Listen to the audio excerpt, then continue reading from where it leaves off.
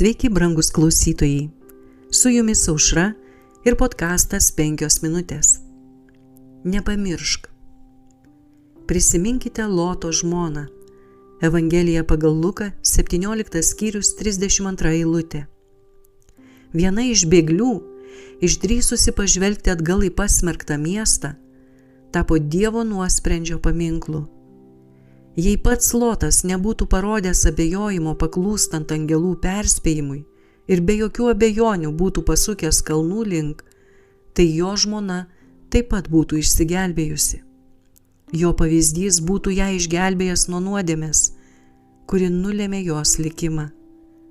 Tačiau jo delsimas ir abejonės pastumėjo ją lengvabūdiškai pažiūrėti į dieviškąjį perspėjimą. Nors jos kūnas buvo lygumoje, tačiau jo širdis liko Sodomoje, todėl kartu su ja ir žuvo.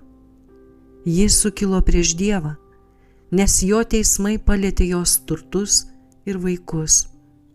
Nors jai ir buvo suteikta didelė privilegija, pakviečiant ją iš puolusio miesto, jai vis dėlto atrodė, kad su ja buvo žiauriai pasielgta, nes visas turtas, kuris buvo sukauptas per tiek metų, turėjo būti paliktas sunaikinimui.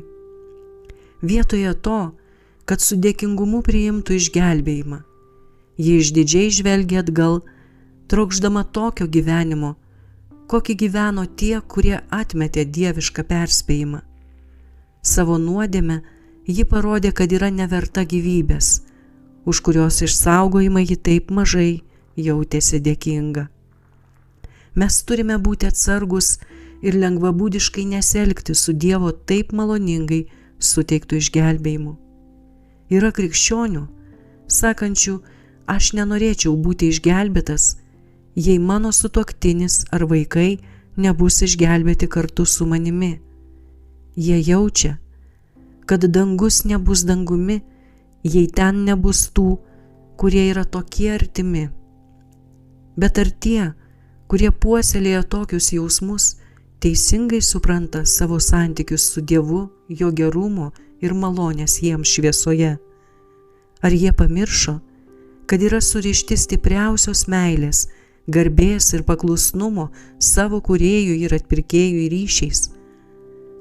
Malonės kvietimas yra skirtas visiems.